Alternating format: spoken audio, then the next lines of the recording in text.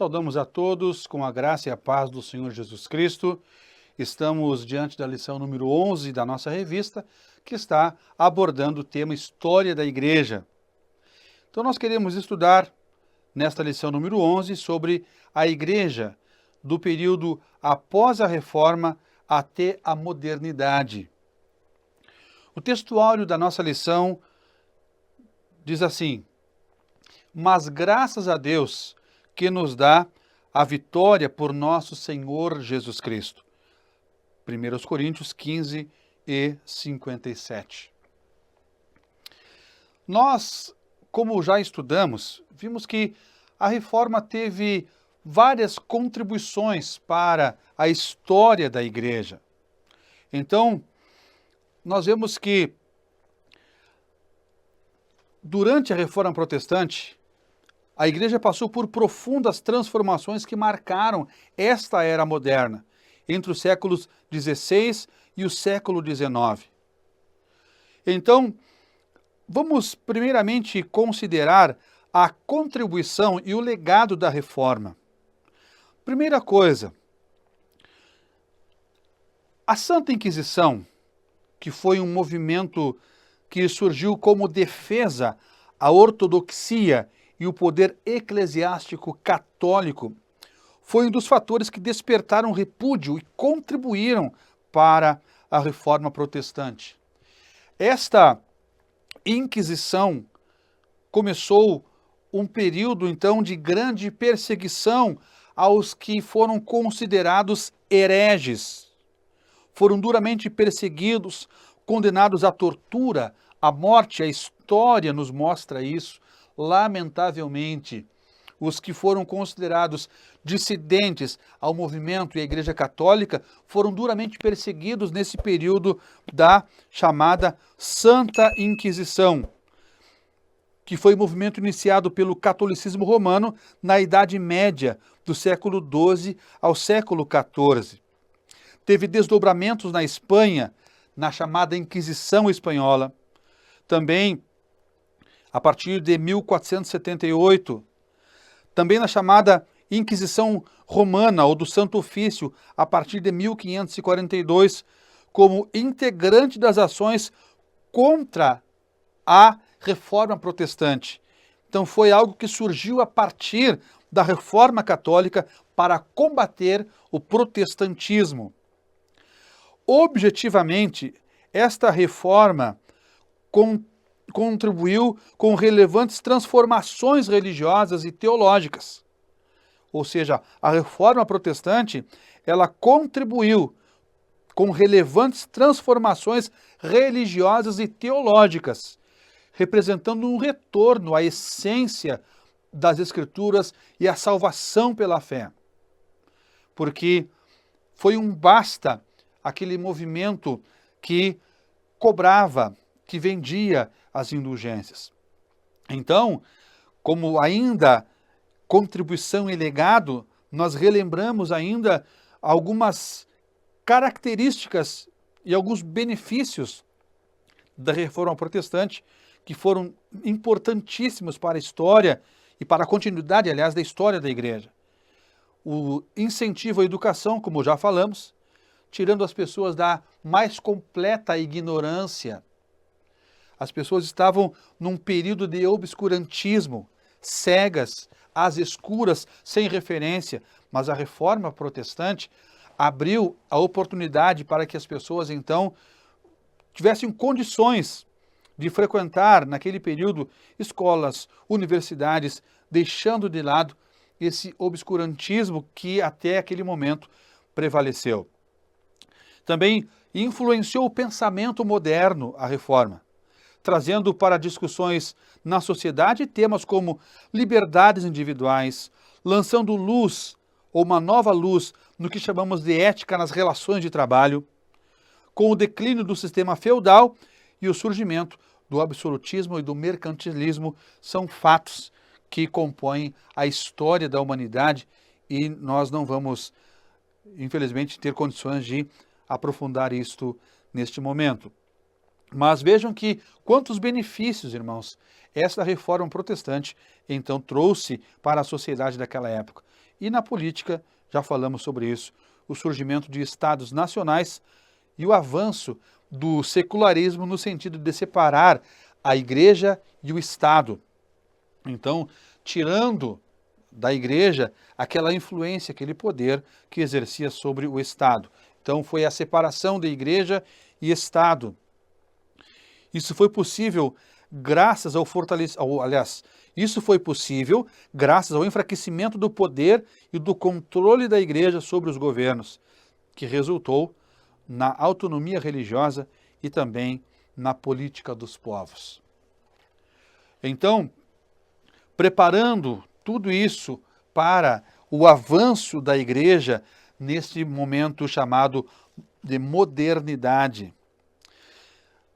É importante considerar neste período também os grandes avivamentos e as missões modernas. Este período, que durou entre os anos ou séculos 18 e 19, teve como característica uma grande renovação espiritual, o que impulsionou o movimento missionário moderno. O chamado Grande Avivamento, promovido por líderes como Jonathan Edwards e John Wesley no século XVIII, foi um movimento espiritual que mudou radicalmente a realidade religiosa naquele momento. Despertamento espiritual.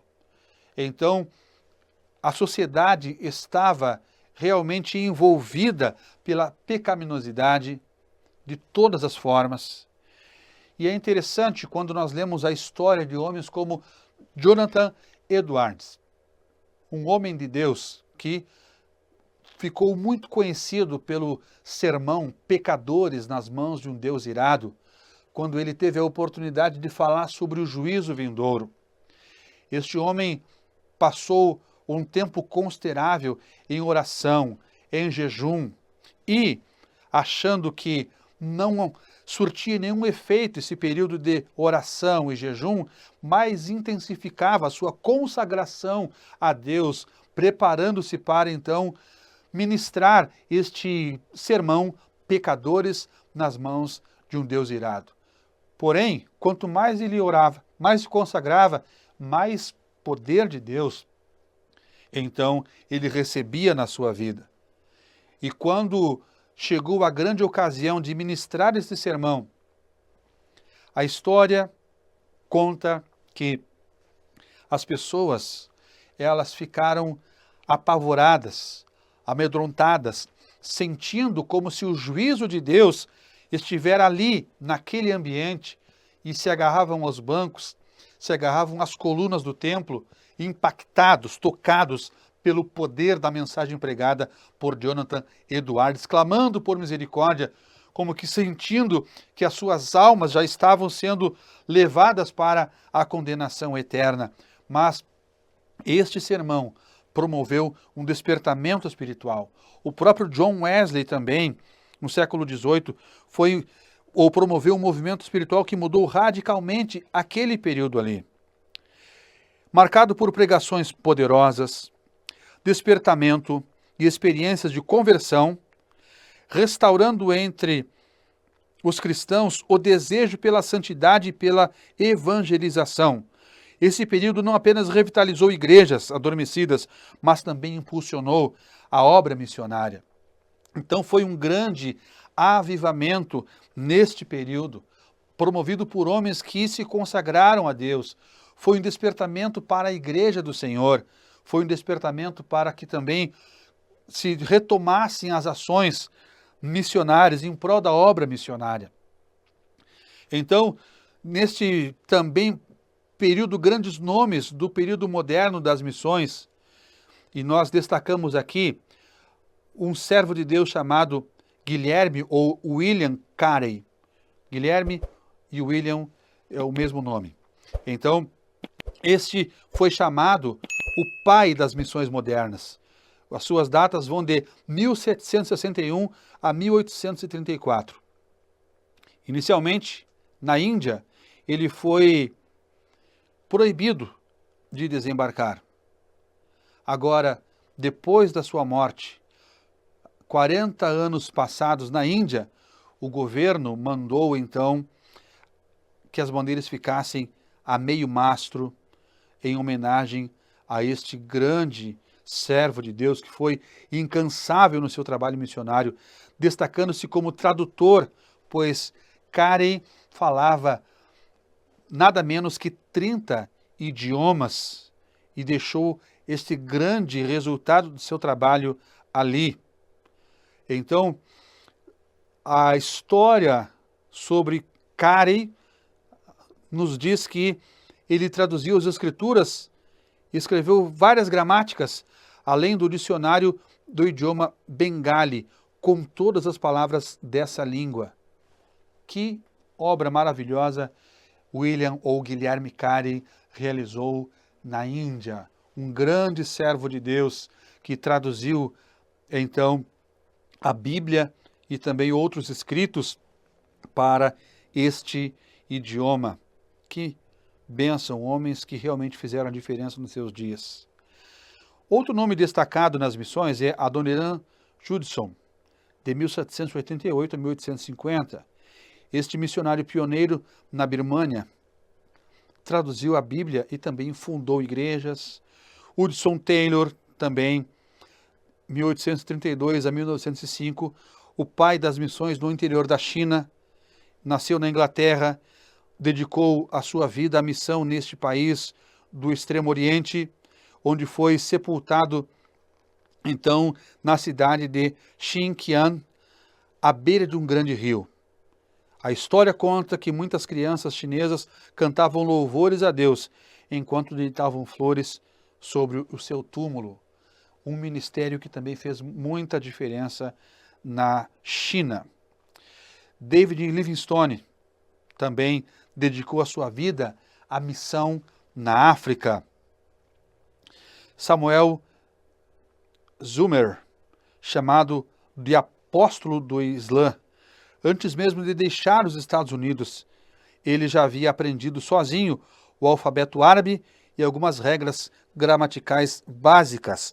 Contribuiu mais para o trabalho missionário entre os muçulmanos no Oriente Médio e no norte da África do que qualquer outro indivíduo na história. Outro grande nome que esteve envolvido nas missões modernas que tiveram início, então, com Guilherme Carey. A igreja na era moderna, ou já no século XX, o século anterior a este que estamos, então, vivendo. Em sua história mais recente, a igreja passou por guerras mundiais, secularização, o surgimento de ideologias contrárias à fé cristã. As duas guerras mundiais trouxeram sofrimento de proporções globais e causaram descrença quanto à existência de Deus. Onde ele estava durante o sofrimento humano, isso exigiu ação e um verdadeiro apacentar da sua parte, além de uma resposta no âmbito da teologia, isso em relação à igreja. Com o avanço do secularismo, a influência da fé na vida pública e na sociedade foi sendo reduzida gradativamente. Então, barreiras foram sendo impostas para tentar impedir o avanço da igreja. Então, muitas ideologias foram criadas justamente para contrapor o ensino bíblico, teológico, promovido pela Igreja do Senhor. E nós, então, vemos que esse cenário turbulento exigiu da igreja uma postura que permitisse reafirmar a missão de proclamar a mensagem de salvação com sabedoria, vindo a testemunhar de Cristo de forma adequada diante dos novos desafios. Então, neste período já moderno, a igreja foi muito desafiada nesse sentido, enfrentando oposição também no campo das ideias. Como disse, ideologias foram criadas justamente para contrapor a mensagem pregada pelo Evangelho. A igreja teve que reafirmar a sua posição, ela teve que realmente retomar a sua pregação no sentido de agora também neutralizar tais ensinos contrários para o seu tempo, contrários à sua fé evangélica no seu tempo. Então, foi necessário testemunhar de forma adequada diante desses novos desafios. E naturalmente que a ação do Senhor, através da sua igreja, realmente foi, então, consolidada mediante a direção do Senhor, a sabedoria do alto, Então a igreja ela não parou ainda no século passado.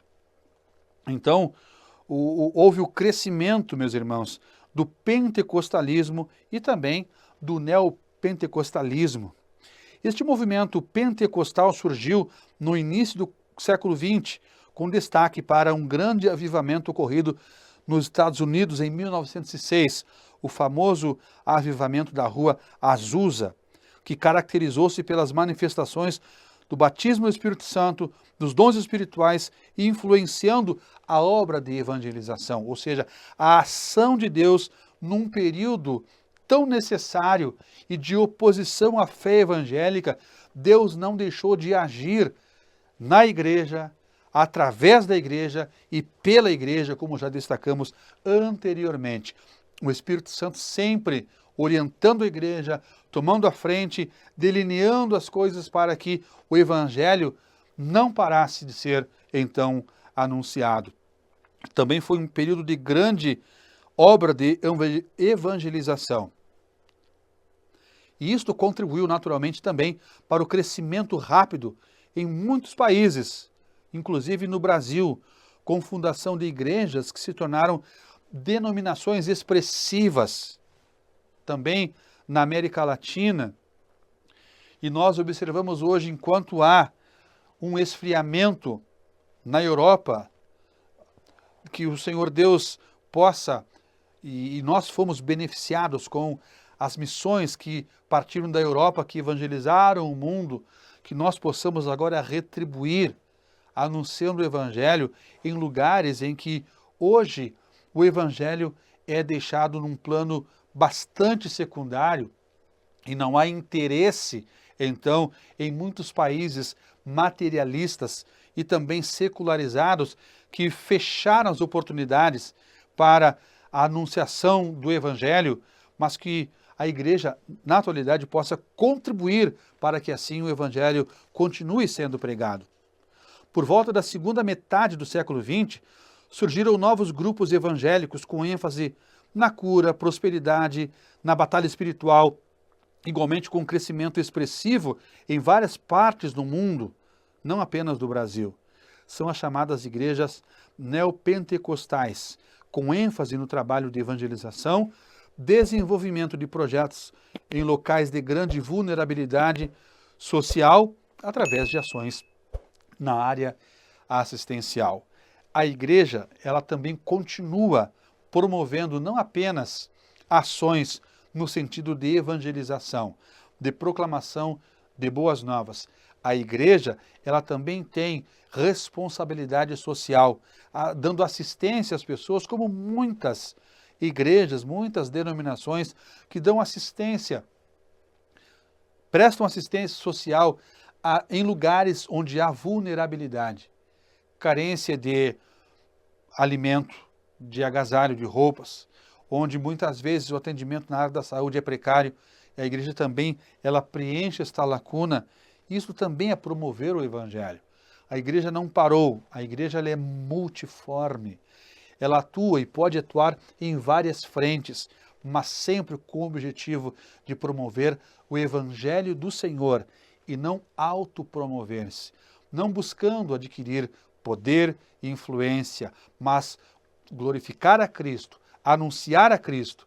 Então, todos esses movimentos que surgiram nesse período pós-reforma, com reflexos, inclusive no século passado, e nós vamos adentrar no século XXI com a igreja também ainda atuante, que o Senhor possa despertar a igreja para que assim nós possamos verdadeiramente sempre assumir esse papel de propagadora do Evangelho e também com ações que levem alento às pessoas carentes e necessitadas.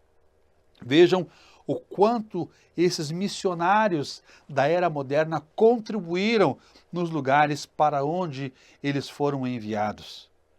Contribuíram na área da saúde, contribuíram na educação, além da proclamação do Evangelho. Que Deus ricamente abençoe, que a igreja possa continuar sendo esse instrumento, este canal de bênção para que as pessoas verdadeiramente reconheçam a Cristo como o seu Senhor e Salvador. Oremos.